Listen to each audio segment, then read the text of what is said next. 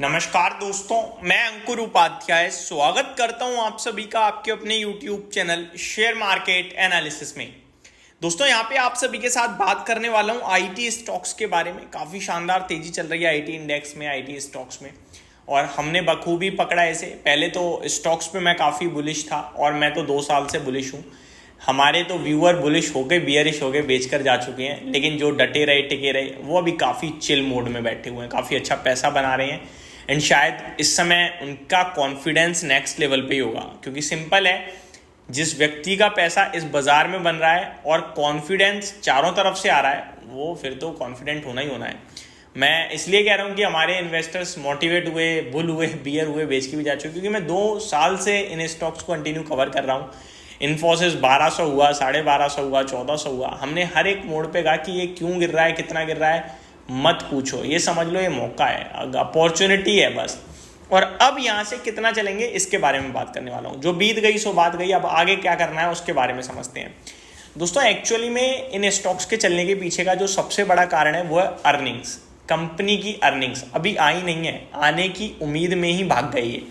अब उम्मीद कैसे है वो समझिए। उम्मीद ऐसे है कि अमेरिका, जो कि आईटी हब कहा जाता है, मैं आपको एक डेटा बता दूं, अमेरिका में जो कंपनियां हैं ना आईटी से रिलेटेड, वो इतनी बड़ी हैं कि पूरे भारत को नाप देंगी एक तरीके से देखा जाए तो। फॉर एग्जांपल, अमेरिका में आप एप्पल और माइक्रोसॉफ्ट को एक तराजू में रख दोगे ना, और दूसरी तरफ भारत की सारी कंपनियां रख दोगे, तो भी मार्केट कैप उनका ही बड़ा होगा।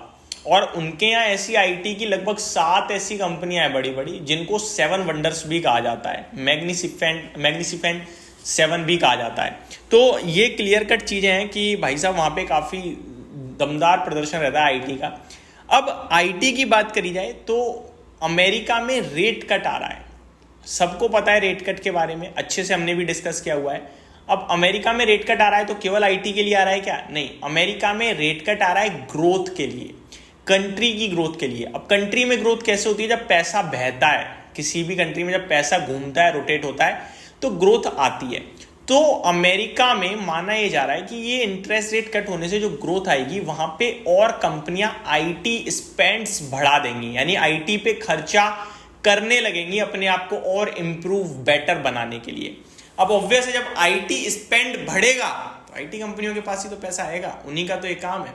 तो ये उम्मीद है कि अमेरिका में रेट कट आ रहा है, आईटी स्पेंड बढ़ेगा और रेवेन्यू अब यहां से सुधरेगा। और स्टॉक मार्केट की एक ही खूबसूरती खासियत रहती है, ये फ्यूचर को डिस्काउंट करता है। तीसरी आंखें ये महादेव की, ये सबसे पहले प्रिडिक्ट करता है कि क्या होने जा रहा है, क्या हो सकता है, और उस पर ही रिएक्ट करना शुरू करता है। बाकी चीजें तो दुनिया को बाद में पता चलती हैं, इन्हें पहले पता चल जाती हैं।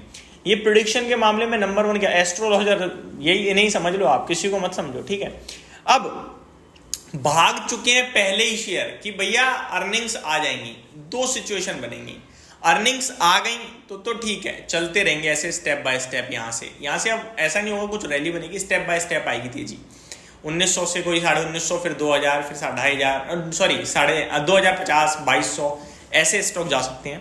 और अगर अर्निंग्स में डेंट पड़ा या कंपनी ने कहा अभी एक आध क्वार्टर और लगेगा, तो फिर वो शार्प 10% का नीचे की तरफ आपको मूव आते हुए दिखेगा। और इनकेस अगर वो 10% का मूव आता है तो वो होगी गोल्डन अपॉर्चुनिटी। ये तो हो गया पूरे आईटी सेक्टर का आउटलुक, पूरे आईटी सेक्टर पे व्यू, और अमेरिका से जो ग्रोथ आएगी उसका कितना इंपैक्ट पड़ेगा, क्यों पड़ेगा, ये सारी चीजों के ऊपर डिस्कशन। अब आ जाते हैं आईटी स्टॉक्स के ऊपर। तो कहां पे पैसा लगाया जा सकता है? देखो, मिड कैप, अगर कोई दिग्गज मिड कैप है, लाइक निफ्टी आईटी इंडेक्स की बात करूं तो यहाँ पे कौन कौन सी मिड कैप है, मैं एक एक करके स्टॉक बोलता हूं और बताता हूं वो मिड कैप है या लार्ज कैप है। Coforge mid cap IT company आती है, एचसीएल टेक लार्ज कैप आती है, Infosys large cap, LTI Mindtree mid cap, LTTS mid cap, Mphasis mid cap, persistent system mid cap, TCS large cap, tech Mahindra large cap और Wipro large cap. तो 5 large cap हैं, बाकी आपकी mid cap हैं। 12 IT stock हैं, तो 7 आपके हो गए मिड कैप। ये जो 7 मिड कैप कंपनियां हैं, इनमें जिसका भी पीई रेशो 30 से 40 के बीच में, उसमें आप डीप रिसर्च करो। अब क्या इनमें से किसी का है? मुझे नहीं लगता, क्योंकि ये सब चल चुके हैं। तो ये व्यर्थ हो गई बात, बिल्कुल हो गई। थोड़े दिन पहले आपके साथ हमने शेयर किए थे, उनमें थे लाइक कोफोर्ज आपका 50+ ट्रेड कर रहा है, आपका नेक्स्ट आपका एलटीआई माइंट्री अभी भी स्टिल 40 पे ही पहुंचा है। ये स्टॉक 5700 पे मैंने डिस्कस किया था, तब ये स्टॉक आपके लिए 35 या 34 के पीई पे था। अभी ये हो चुका है आपका कहाँ पे, 40 पे आ गया एग्जैक्टली, तो ये ऊपर आ चुका है। तो यहाँ पे मूव था, मैंने आपके साथ डिस्कस किया। LTTS ये 46 है, तो ये भी ऊपर ही आ चुका है। आगे देखते हैं एम्फेसिस, ये 37 है, यहाँ स्टिल अभी भी चांस है, जिसमें मैंने 2000 रुपये से पिक किया हुआ स्टॉक है हमारा 2200 2000 वाला, कि 3000 हो जाएगा, क्योंकि इसके वैल्यूएशन बहुत ही रीजनेबल सस्ते थे। अब ये भी मूव कर गया है। तो आप इसी प्रकार चेक करो कि सारे मिड कैप कितने पीई पे आ चुके हैं और कौन सा कहाँ पहुंचा है, सारे मिड कैप अपने हाई से कितने दूर है और कौन सा ज्यादा दूर है। ये चीज आपको मदद करेगी आपका एक कंजर्वेटिव आइडिया ढूंढने में। सेम चीज लार्ज कैप में फॉलो करनी है क्या? नहीं करनी है, क्योंकि लार्ज कैप की अर्निंग्स बहुत डिफरेंट हो रही हैं, तो ये आपको पता होना चाहिए। बाकी लार्ज कैप में टॉप प्ले इन्फोसिस ही दिख रहा है मुझे करंट सिचुएशन में भी, एंड TCS बेटर प्लेस्ड है, वो बहुत अच्छा कर रहा है, वो और अच्छा कर सकता है। HCL टेक नो डाउट एक आउट परफॉर्मर रहा है, और यहां से भी क्या आउट परफॉर्म करेगा उम्मीद तो लग रही है। विप्रो एक डू एंड डाई वाला हो रहा है, मतलब उल्टा सीधा चल रहा है, बट विप्रो काबिलियत ज्यादा रखता है, अगर उसमें अच्छी चीजें दिखी तो वो 700 रुपए तक की जर्नी तय करेगा, यानी ग्रोथ पोटेंशियल उसमें बहुत है। अगर अभी भी ग्रोथ पोटेंशियल नहीं दिखा तो फिर वापस से अभी भी दिक्कत देगा विप्रो। तो ये सारी चीजें थी, होप आपको सब कुछ क्लियरली समझा पाया होगा। Thank you so much for watching this video, have a great day guys.